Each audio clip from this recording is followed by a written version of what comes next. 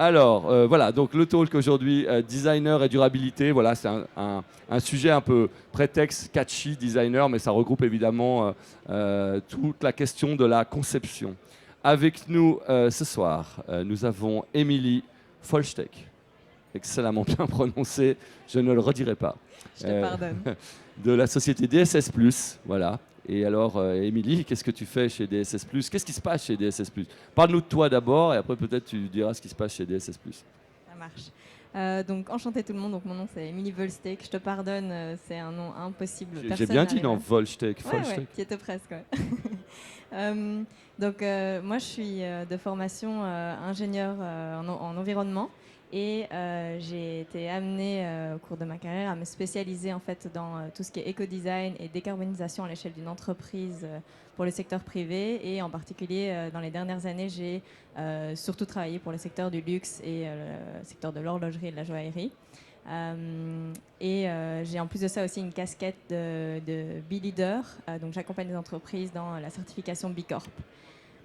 Alors, je t'arrête un instant. Juste reviens un petit instant sur la formation, parce que c'est aussi une trame sur tous les talks qu'on organise cette semaine, c'est la formation. C'est, voilà, formation d'ingénieur, dans une école d'ingénieur pour ingénieur, où il y avait déjà une spécialité, où il y avait... Alors, Comment est-ce qu'on moi, devient ingénieur, Émilie? Donc moi j'ai commencé par des études, j'étais dans une fac d'ingénierie agronomique et en fait j'ai fait mes 2 premières années en fait sur des études d'ingénieur général et en fait au moment où j'étais là c'est développer une spécialité en sciences et technologies de l'environnement, donc j'ai fait un master en sciences et technologies de l'environnement et je me suis de plus en plus spécialisée sur tout ce qui était optimisation énergétique, sourcing durable, etc. Et quand je suis sortie du coup de mes études, j'ai été amenée à travailler surtout sur des projets à l'échelle globale d'optimisation de la chaîne de valeur. Donc en particulier au départ c'était riz et café. Donc j'étais spécialisée sur la chaîne de valeur du riz et du café et surtout sur le process en fait de ces 2 produits. Et puis au fur et à mesure du temps, j'ai en fait été donc je suis arrivée en Suisse. J'ai été Bravo, excellent choix. Très beau je suis pays. belge à la base, donc j'ai Ah, étudié en Belgique. on a des J'ai amis été... belges avec nous ce soir? Non. Pas Il y beaucoup, en non. a. Il y a Icewatch, ils sont très sympas, Ok. vraiment. Jean-Pierre, si tu nous entends. Et, donc, du coup, j'ai été amenée en fait à travailler sur des aspects d'éco-design, optimisation de choix de matière, manufacturing et autres, avec le secteur de l'horlogerie. Juste petite question pour toi par rapport à ces études. Est-ce que c'était en toi, cette fibre, on va dire, pour que tu ensuite suives cette spécialisation sur l'environnement, sur la durabilité? Est-ce que c'est des valeurs que tu portais ou tu triais tes déchets? Comment t'es Alors oui, j'ai choisi ces études en fait, j'étais intéressée par les sciences, mais je voulais me rapprocher de tout ce qui était en lien avec, à l'époque, la protection de la nature. Donc ça, c'était à l'époque où moi j'ai commencé à étudier, on parlait il surtout y a de 2-3 protection ans? de l'environnement. Non, non, non. Non, il y a une vingtaine d'années en fait. Et donc, Ils font jeunes les Belges. Ça, c'est les frites, ça, je pense, ça doit conserver. et la bière et les gaufres. Donc oui, donc Bon, tout ça, c'est vrai au départ, à ce moment-là, quand j'ai commencé à étudier, on parlait de protection de l'environnement. C'était limité à ça. Et maintenant, évidemment, c'est beaucoup plus large que ça. L'indicateur climatique, il est connu de tous, le dérèglement climatique, et puis tout ce qui impacte sur la biodiversité. Puis ça s'est même élargi du coup quand on parle de durabilité, on parle de protection des droits de l'homme et ce genre de choses. Donc il y a aussi la dimension sociale maintenant qui est impliquée quand on aborde des projets de durabilité. Mais donc merci. tout ça c'est proche de mes valeurs, c'est ce que je veux faire. En fait, si je te vais parler pour ça, c'est justement si j'ai envie de voir vos valeurs dans le cadre de ce talk et de voir finalement comment, de ces valeurs-là, aujourd'hui, on arrive aussi à des produits. Alors, Singal Despéry. Oui, Oui, bonjour. bonjour. Toi, tu es Bonjour à designer. tous. Designer, créateur, fondateur associé de la marque ID Genève. Donc voilà, une marque qui expose ici, là-bas, si jamais. Et bah voilà, parle-nous un peu de toi. Comment est-ce qu'on devient designer aujourd'hui en Suisse? À toi. Oui, alors moi j'ai grandi au Tessin. Je suis arrivé à Lausanne pour faire mes études de design. à l'ECAL à l'époque. Et puis aujourd'hui, j'ai travaillé, ça fait 15 ans que je travaille dans le monde du luxe et puis aussi pour du furniture, pour aide-moi, furniture, c'est le mobilier, merci.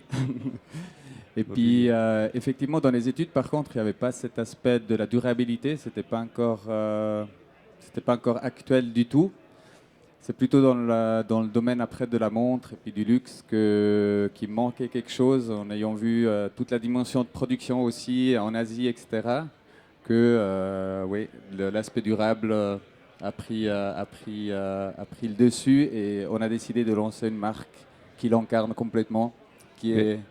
C'était quand même dans tes valeurs, parce qu'on se connaît un peu, Oui, parce que l'année dernière, oui. on a discuté ensemble, et je crois que la nature, c'est au cœur de ta vie, tes préoccupations. Tu peux le dire, tu n'habites pas à Genève, c'est pas grave. Non, oui, effectivement, j'ai grandi au Tessin, au milieu de la montagne. Il faut garer la voiture, marcher 20 minutes, et puis il y a des panneaux solaires qui alimentent les ampoules. Du coup, effectivement, c'est quelque chose aujourd'hui, c'est des valeurs que je peux défendre, partage complètement, et puis qui m'ont accompagné toute ma vie. Je suis très fier de pouvoir travailler dans ce domaine. Merci, Singal. Lilian Thibault, c'est ça. Excuse-moi.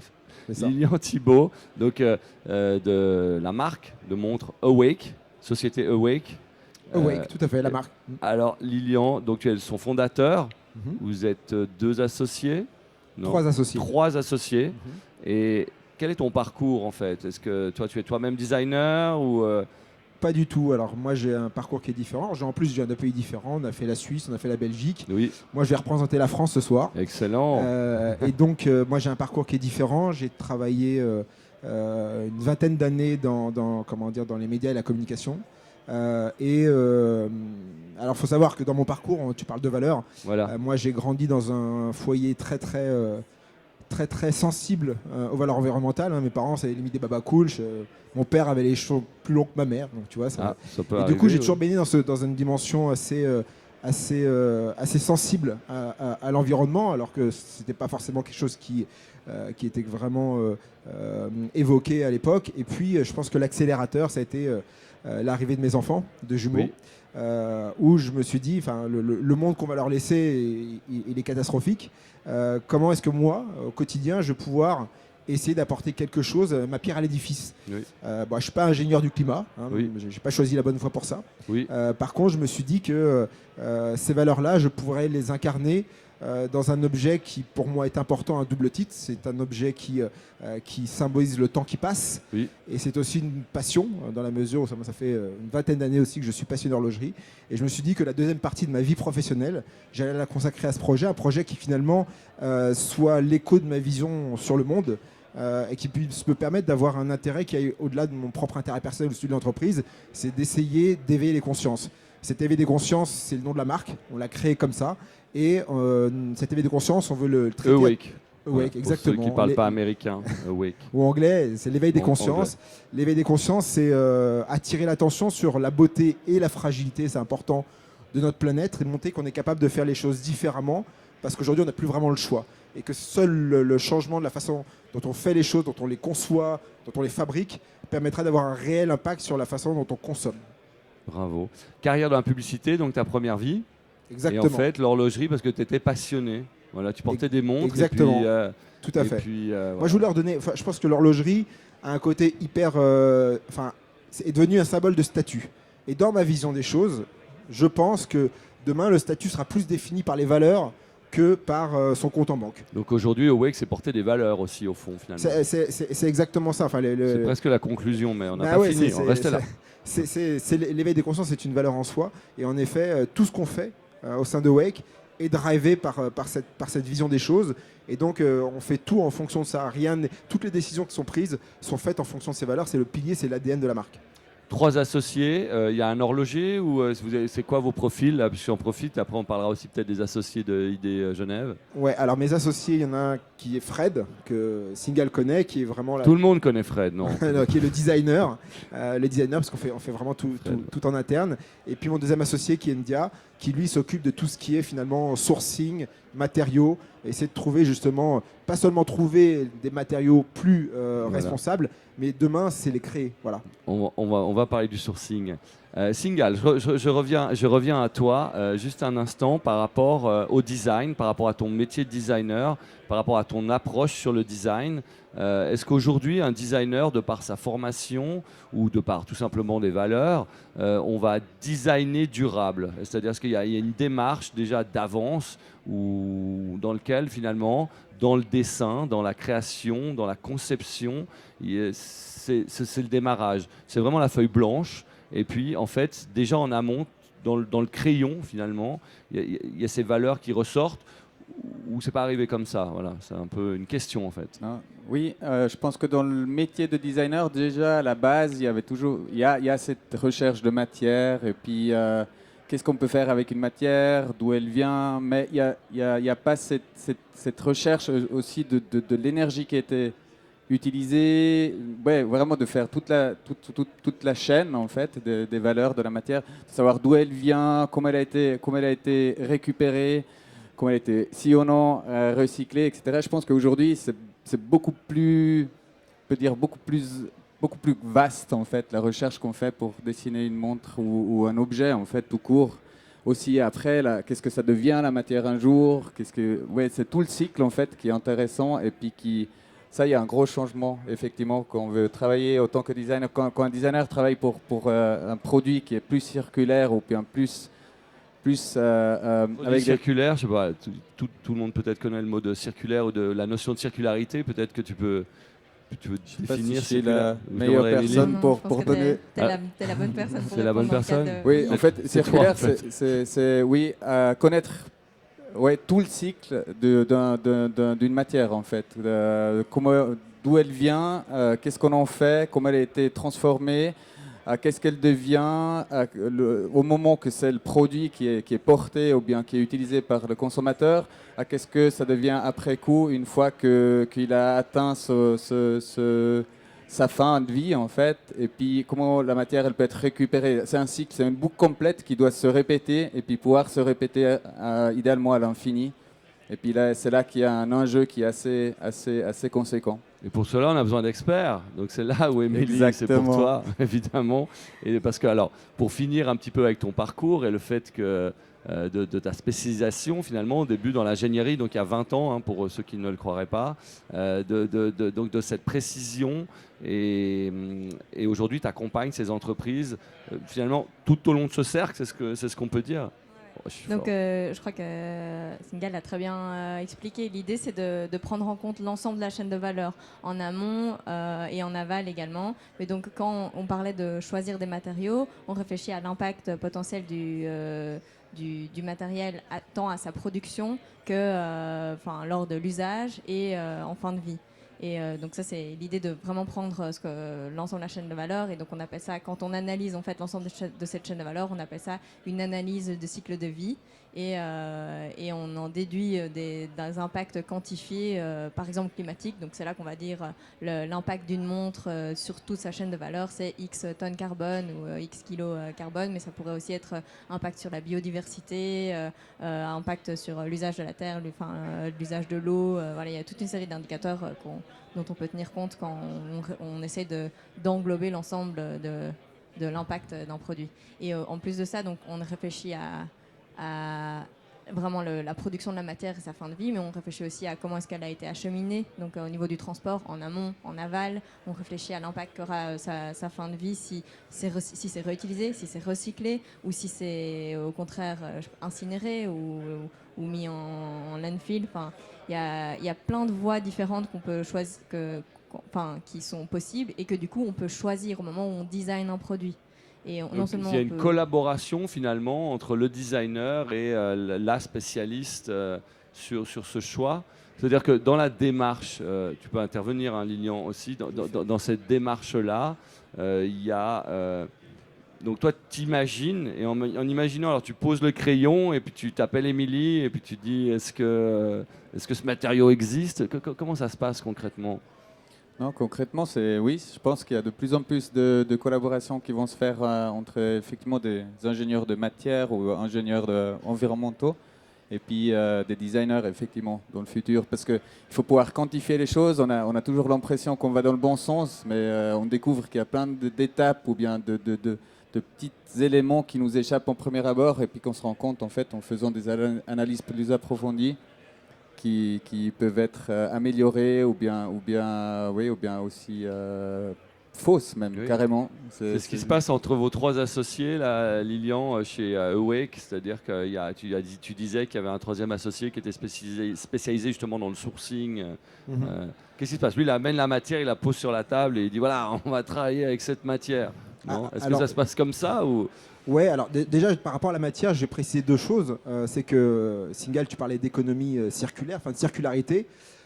Si avant ça pouvait être une démarche un peu pionnière, on sait, il y a 2 choses à voir par rapport à la matière, c'est que demain elle va s'imposer à nous. Il suffit de voir comment en 3 ans seulement, entre le coronavirus et la guerre, à quel point on a senti qu'il y avait une tension sur les matériaux. Est-ce qu'aujourd'hui, on se rend compte que on est en train de prendre conscience qu'on vit dans un monde aux ressources limitées, finies. Et que donc, à un moment, s'il n'y a pas eu cette démarche en amont, elle va s'imposer à nous, puisqu'il va falloir réutiliser tout ce qu'on a déjà utilisé, parce que juste, il n'y aura pas assez. La Terre ne sera pas capable de nous apporter suffisamment de matériaux pour faire ce qu'on a besoin ou envie de faire. Et puis, dans la réflexion sur les matériaux, par rapport à ta question, c'est de se dire, aujourd'hui, on a des matériaux. Comment est-ce qu'on va plus loin? Pour moi, le matériau, faut pas voir le matériau juste en soi. Il y a le matériau et le processus de fabrication du matériau.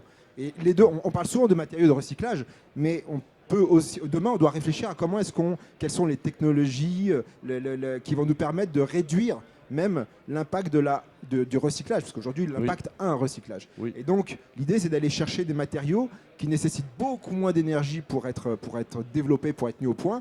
Et puis, aussi, il va falloir qu'on donne à ces matériaux des propriétés supérieures. Et aujourd'hui, justement, toute l'innovation, toute la recherche et développement nous permet de travailler ces matériaux qui, jusqu'à présent, avaient l'image de matériaux, de sous-matériaux, de matériaux dégradés, au contraire, en faire au contraire des super matériaux, des matériaux plus résistants, avec des propriétés qui sont décuplées par rapport aux matériaux traditionnels dits vierges. Et donc, ça, c'est super excitant. Il y a un regard sur le matériau qui est complètement différent. Et ça, Émilie, du coup, c'est tout à fait dans ton travail. Alors, on redécouvre des matériaux, en fait. Il y a des matériaux qu'on a sous la main. Ou Émilie, Singal, je sais pas, je vois prête à parler. Oui, non, je réfléchissais juste pendant qu'on discutait. Et puis, il y a le matériau, ou le matériel en tant que tel, mais tout ce qui est lié aussi à ce matériel. Par exemple, on parlait de l'eau, par exemple.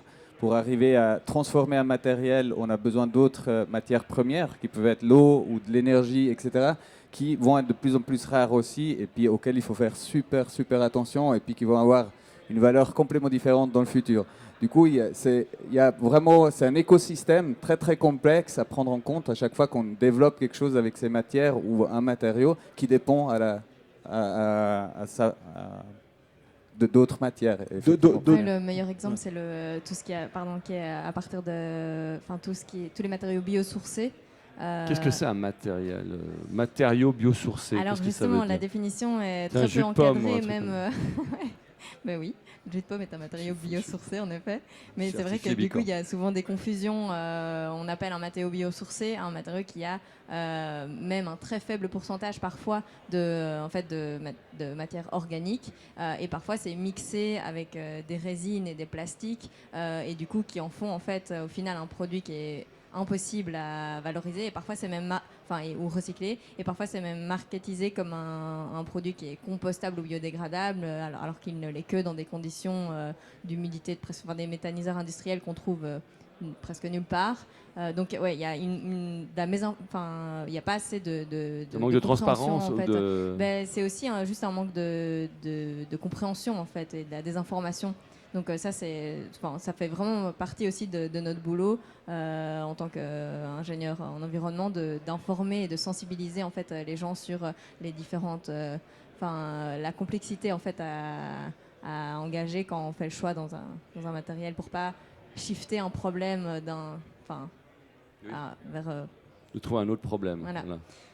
Je dirais en plus qu'on a une mission quand on parlait d'utilisation de nos ressources naturelles qui sont limitées. C'est-à-dire qu'aujourd'hui, on travaille quand même dans l'horlogerie sur des produits qui ne sont pas des premières nécessités. Donc, il y a un côté où finalement, avoir une montre, quand on a un smartphone, il y a quand même un peu moins de sens. Et en ce sens-là, la montre doit être, enfin la montre ou même toute l'industrie du luxe, en gros toute l'industrie de la cerise sur le gâteau dans notre vie, doit être exemplaire impérativement parce que d'une part, c'est elle qui initie les tendances et deuxièmement, parce que c'est elle qui est le moins utile aux gens dans leurs besoins primaires. Tu m'ouvres la porte, hein. C'est une question que je me posais, mais puisque tu l'ouvres, c'est vrai, on pourrait se dire, mais une marque de montre de plus, finalement, plus de produits, mais... En fait, c'est pas... Enfin, il y a le côté une marque en plus, mais...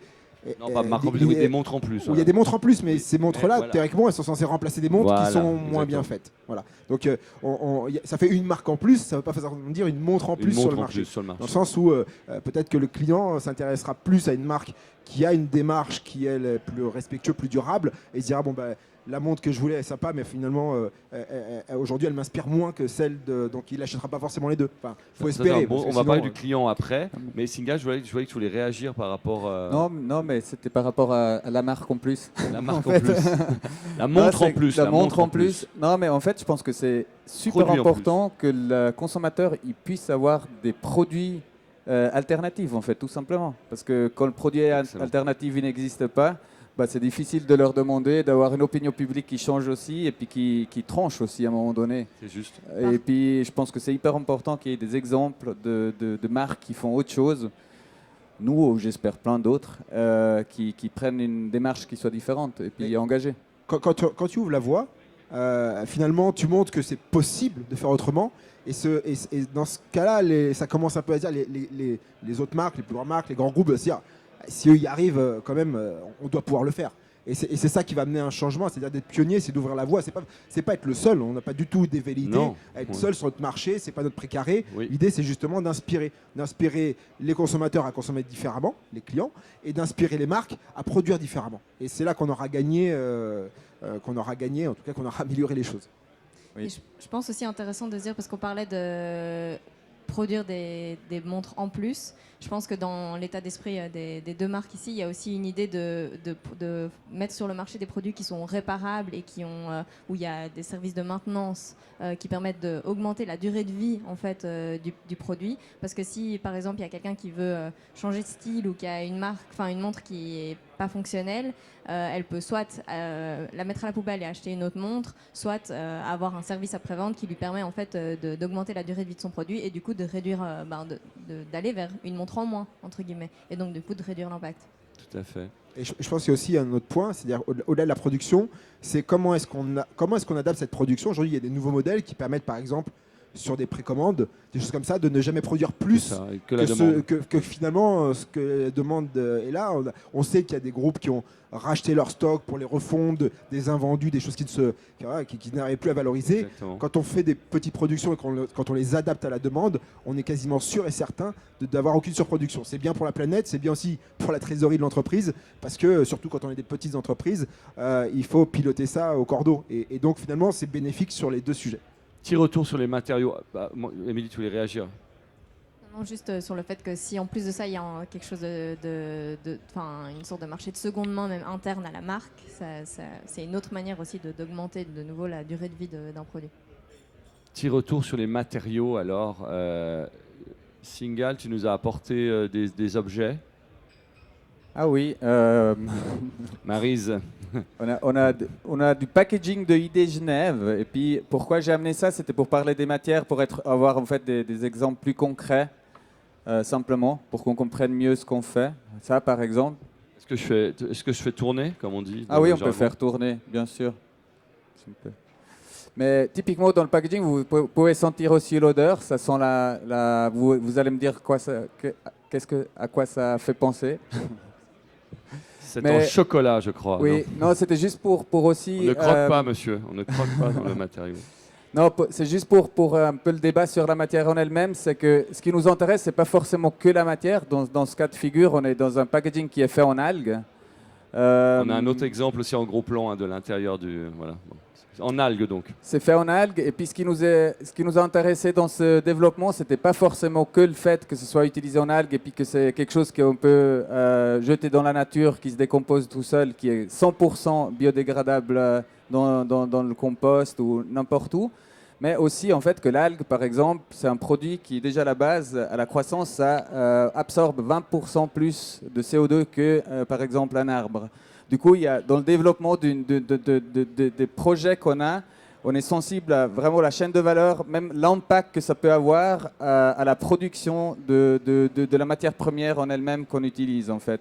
Et puis c'était juste des petits exemples pourquoi à un moment donné un matériau plutôt qu'un autre est utilisé. Effectivement, comme designer, on doit dessiner des choses avec ces matières.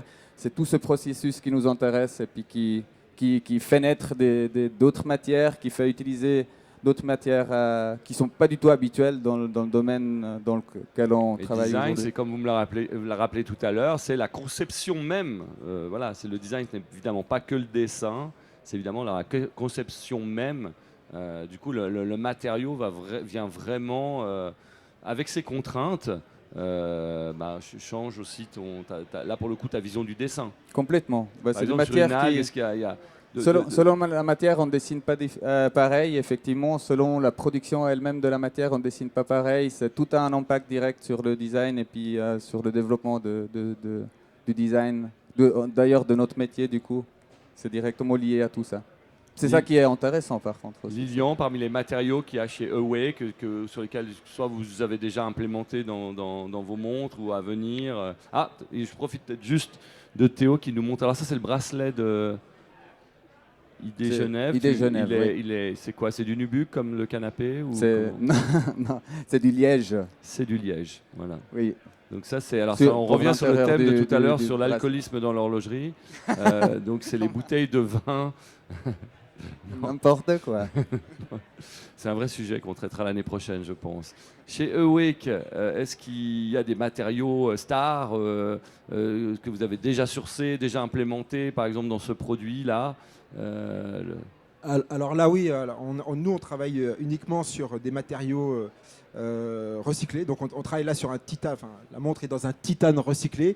Alors là, on ne le voit pas très bien, il y a un gros plan, mais on utilise le cadran est en météorite, une vieille météorite d'ailleurs qui est plus ancienne que la Terre elle-même, qui a été découverte il y a un siècle en Suède, qui finalement est un matériau extraterrestre recyclé puisqu'on l'a mis dans une montre.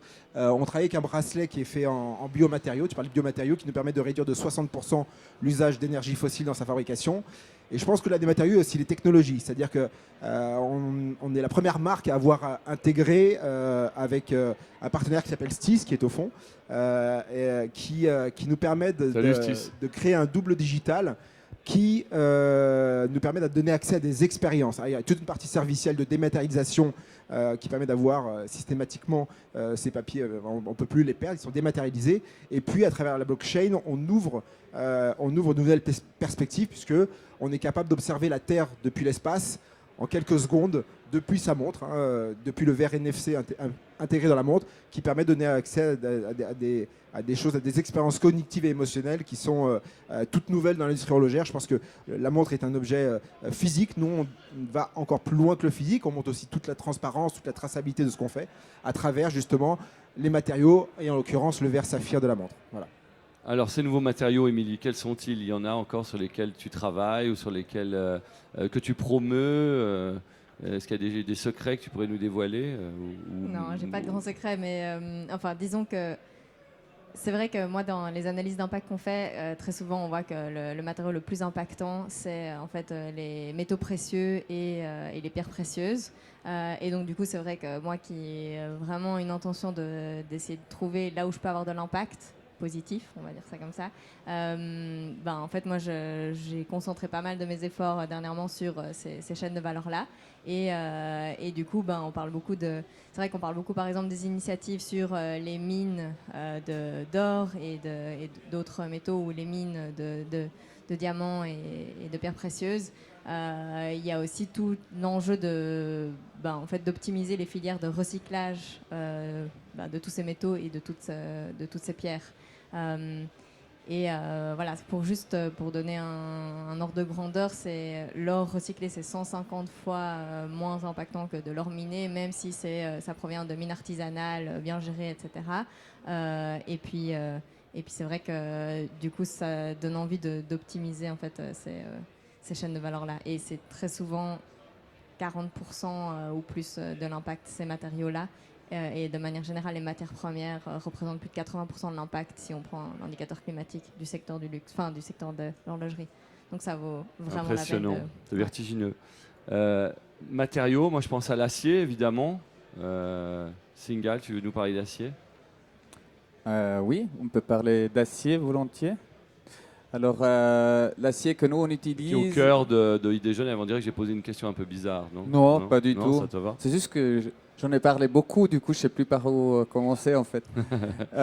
Non, l'acier, oui, pour enchaîner sur ce que tu viens de dire, effectivement, nous, avec la recherche qu'on a fait dans l'acier, on s'est rendu compte que en fait, la partie la plus impactante dans l'acier qu'on trouve sur le commerce aujourd'hui, c'est les 30% qui étaient injectés au moment qu'on fond l'acier en fait, pour arriver aux recettes qui sont extraites des mines. En fait, quand on met du neuf dans de l'acier et puis on ne fait pas du 100% recyclé, en fait, il y a la problématique de ces matières premières qui sont de plus en plus rares, même si le fer peut-être pas tout de suite, mais ça commence quand même à manquer. Du coup, on a besoin de plus en plus d'énergie pour les extraire, de plus en plus d'eau. Et puis du coup, c'est très très impactant sur la chaîne de valeur globale. Du coup, nous, dans l'acier qu'on utilise avec notre partenaire Panater, on a enlevé toute cette partie-là qui est celle de l'extraction et puis du neuf qui est rajouté à un moment donné. Du coup, c'est du 100%. C'est pour ça qu'on appelle ça du 100% avec fierté recyclé, parce que tous les aciers ont une partie recyclée, mais pas du 100%. Et puis c'est là où il y a une grande différence là-dedans. Et puis c'est grâce à ça qu'on est 10 fois moins impactant qu'un acier traditionnel dans le marché. Et puis c'est toutes ces recherches-là en fait qui nous permettent aussi d'avancer dans toute cette démarche en fait de la circularité, c'est de démanteler complètement ces transformations de matière qui sont là, qui ont été optimisées pendant des centaines d'années par ces entreprises, géants d'entreprises, et qui aujourd'hui c'est très difficile d'avoir en fait un impact dessus. Et puis c'est là aussi, ça c'est aussi nouveau pour un designer en fait d'aller un peu déranger toutes ces grandes entreprises qui ont un certain corps et puis un certain poids dans l'économie. Qui c'est qui veut pas se faire déranger? Tout le trading mondial. Ouais. Ils exposent pas ici, je crois. Non, Ils mais sont dans c'est une vrai que c'est petite intéressant exposition à parce que- côté. Comme c'est des produits, c'est des matériaux précieux, c'est vrai qu'en termes de recyclage et d'optimisation, les fournisseurs vont d'habitude déjà assez loin. Et en fait, pour aller creuser les 30% qui restent dont tu parles, d'habitude, c'est pas pour rien qu'il reste ces 30%, et c'est souvent très difficile en termes de coordination d'acteurs et même de process industriels de pousser plus loin. Et ça demande beaucoup d'efforts, beaucoup d'argent. Mais j'ai l'impression que ce qui est très enthousiasmant, c'est qu'aujourd'hui, et qui est différent je dirais même juste il y a 5 ans, c'est qu'aujourd'hui, les gens ils sont prêts à mettre les efforts, ils sont prêts à mettre l'argent, et donc les choses elles se passent. C'est en train de... Moi je vois vraiment les gens qui sont plus conscients et qui comprennent mieux, qui donc du coup tout à coup sont prêts à se mettre ensemble pour travailler dessus. Et moi je trouve que dans l'industrie aussi de l'horlogerie, c'était un frein, un gros frein, et ça l'est encore, mais de moins en moins. Toute la culture du secret empêchait un peu Secret, le... manque de transparence, c'est ça que c'est un peu...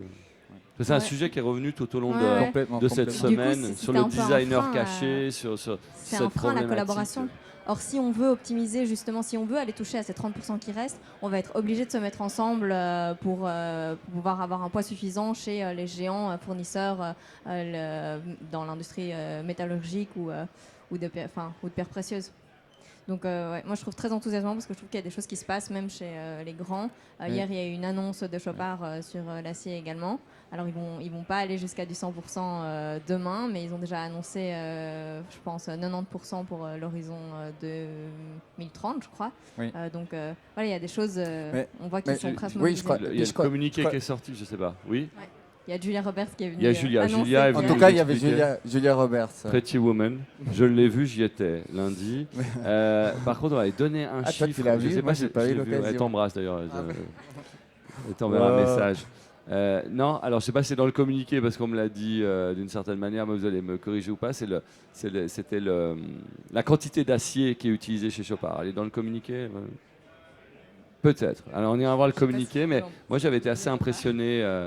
Mais c'est dans toute entreprise horlogère. Hein. Vous allez peut-être chez une marque comme Rolex. Ils font un peu plus d'1 million de montres par an, je crois. Voilà, donc on arrive à imaginer, puis la proportion acier, évidemment, je pense, assez importante. On arrive à imaginer le nombre de tonnes j'imagine ça au moins à 3 chiffres, mais voilà. Je pense Peut-être. c'est entre 100 et 200. Mais je me souviens plus, peut-être. Qui chez Rolex? Non, chez Chopard. Ah, oh, ok, j'avais entendu moins. Bon, bref. Mais ils savent, ils l'ont communiqué. Non, oui, voilà, c'est donc ça que je voulais. C'est public, mais je me souviens Je sais plus plus du d'où coup. viennent les informations parfois. Non, oui, non, il y a exactement, il y a toute cette dimension. Et puis pour moi, il y a la dimension aussi aujourd'hui qui s'offre à nous, que c'est celle de l'opinion publique, je crois. Parce Oui, que si je pense il y a 20 ans en arrière, je crois que tout ça, ça n'aurait pas pu avoir lieu. En fait, de pouvoir déranger des entreprises telles qu'on a pu embêter. Ou si on pense simplement à des marques de voitures comme Tesla qui a fait une voiture électrique à un moment donné, qui a décidé de lancer ça. Avant, c'était très dur par rapport à tous les autres acteurs dans le marché. Parce qu'il y a d'autres qui ont essayé avant de faire une voiture. Exactement, des gros lobbies. Et puis aujourd'hui, je crois que c'est grâce à l'opinion publique qu'on va pouvoir changer tout ça. Et elle est ultra importante en fait. Je compte sur vous tous en fait. Ouais, la on est là. clientèle. À fond, parce que Voilà, c'est que c'est ça qui va très réussir bien. à Justement, parler des faire un clients. changement. Les clients, Lilian, on t'en parlait tout à l'heure, c'est toi qui as initié le sujet que je voyais effectivement plutôt à la fin de ce talk. Le client, alors, comment t'attires le chaland là, sur cette problématique-là? Il est naturel, il est comme vous, c'est-à-dire il est by... Alors, ce qu'il est important de comprendre, c'est que personne n'achète de montre pour sauver le monde. Que finalement, il faut comprendre que les gens achètent avant tout un produit pour eux. Donc, il faut que la règle numéro 1, c'est que le produit plaise. C'est-à-dire que c'est vraiment une question de design. Et là, quand j'entends design, c'est le dessin. Voilà. Ça, c'est le premier point. Ensuite, il y aura toujours une niche de gens qui sont déjà très éveillés, qui sont déjà très sensibles au sujet et qui veulent consommer que comme ça. Mais la plupart des gens, c'est pas le cas. Donc, c'est pas la sustainability ne peut pas être l'argument numéro 1. Encore une fois, je le répète, personne n'achète une montre pour sauver le monde. Donc, du coup, on doit avoir... c'est plus question finalement de réassurance et d'exemplarité. C'est se dire qu'aujourd'hui, on est capable de faire mieux, on le fait mieux, mais finalement, les gens achèteront la montre. C'est l'argument qui devient un peu subconscient, en fait. En disant ça rassure le client et dit que finalement, c'est mieux de faire comme ça qu'autrement, mais ça ne peut pas être l'argument numéro 1. Et si votre montre, à la base, n'est pas esthétiquement attractive, en fait, qu'elle soit éco-consciente ou pas ne changera absolument rien au fait que ce sera un four commercial. Voilà. Ouais. Oui. Vas-y, signale. Après, je pense que en fait, ça me fait juste penser à des exemples, à des retours qu'on a eu maintenant depuis 2 ans de clients directs qui ont nos montres. C'est que en fait, j'ai 2 exemples. Un, c'est un ami photographe qui a décidé de moins utiliser son téléphone portable et puis d'utiliser plus sa montre mécanique. Et puis qui du coup, quand il fait du yoga, etc., il met sa petite montre sur le tapis et puis il fait du yoga. Il remplace en fait le smartphone qui utilise quand même pas mal d'énergie aussi dans la journée. Et puis, il faut faire plusieurs recharges. Je pense que même la montre en tant qu'objet peut avoir directement un impact sur notre vie. Et puis même un ami avocat qui utilise sa montre mécanique pour timer ses heures et puis ses minutes, etc., qui part avec un client au lieu d'utiliser son smartphone. Du coup, je pense qu'il y a aussi une conscience, je sais pas si tout le monde a envie d'être vraiment complètement dépendant de ces smart outils. Et puis, il y a aussi, ça peut être aussi un lifestyle qui est parallèle avec le reste, avec cette intelligence artificielle, ces écrans, etc., toutes ces données qu'on reçoit et puis qu'on redonne, qui sont ultra gourmandes. Hein, il faut le savoir, c'est un problème qu'on sous-estime, dont on ne parle pas assez aujourd'hui, qui peuvent être quand même, je pense, dans le futur aussi un sujet qui va se rajouter à tout ce qu'on parle déjà au niveau des matières, etc., jusqu'à là. Des choses dans le public. Monsieur, le Playmobil, il y a une question. Pardon. Non, mais il y a peut-être c'est un sujet sur le Playmobil et le non. Ah.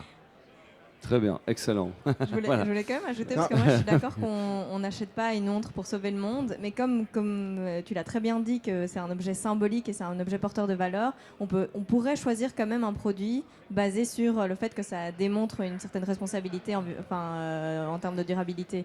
Et moi, en ce qui me concerne, par exemple, je sais que j'aurais envie de soit de porter, moi je suis fière d'avoir une montre seconde main, et puis si j'avais pas une montre seconde main, pour moi, mon premier critère, ce sera la durabilité de la production. Mais en effet, je veux pas là apporter une montre que moi j'estime pas esthétique, je le ferai pas. Mais bien sûr. Par contre, il y a un truc qui est très cool avec la montre, c'est que c'est un objet qu'on a a priori tous les jours sur soi, et c'est un objet qui attire l'attention. C'est-à-dire que quand vous avez une montre, personne ne vous pose, on va pas te poser la question, mais ta chemise elle est incroyable, mais raconte-moi l'histoire de ta chemise. La montre est un objet. Elle va être très jolie. Hein. La montre est un objet de storytelling parce que c'est un choix qui est très personnel. C'est aussi notre relation individuelle au temps. Et c'est quelque chose qu'on aime à expliquer parce qu'il y a aussi beaucoup, et surtout dans l'industrie du luxe, quelque chose de passionnel quelque part avec l'objet. Donc être capable finalement d'avoir ces valeurs au poignet tous les jours, c'est cool. Ouais, c'est une talking piece. C'est la talking piece. Mais la talking piece, avant, elle parlait, comme je disais au début, que de statut. Aujourd'hui, elle est capable d'exprimer des valeurs. Donc elle dit pas seulement ce que je suis, elle dit aussi potentiellement ce que je pense. Bon, je crois que ça nous est tous arrivé, en tout cas en tant que passionné d'horlogerie, d'être à une table dans un restaurant, de voir que telle ou telle personne avait telle ou telle montre et d'engager des conversations. Donc moi, je ne serais pas du tout étonné d'avoir des conversations de ce niveau-là. Donc effectivement, c'est aussi statutaire quelque part d'une certaine manière. Enfin, un statut évidemment qui n'est pas celui de l'ordre. On s'est compris, n'est-ce pas? Écoutez, on a explosé la durée, ce qui est très bien. Ça devrait durer encore des heures, je pense. Je pense qu'on n'a pas fini d'en discuter. Je dirais que le débat continue, les discussions continuent. Je vous invite à venir nous rencontrer, à venir discuter. Un autre talk va commencer très rapidement derrière. Mais voilà, revoyons-nous. On refait la même l'année prochaine pour faire le bilan, pour faire le point, pour voir où on en est, voir si en un an les choses ont avancé d'une certaine manière, si d'autres grands acteurs ont avancé sur cette question. Si vous avez un mot de la fin, c'est le moment. Merci d'avoir écouté. Merci à vous. Merci Émilie Folchtek, merci Lilian Thibault, merci Singal Despéry. Merci Time to Talk, merci Mestel, merci Swab, merci Showcase, merci Bilan, merci Micheli, merci Alchimia, merci Théo, voilà, et merci cher public. À bientôt, à tout de suite. S'il y a des questions au revoir. Et je les mets dans la foule, ils sont à vous.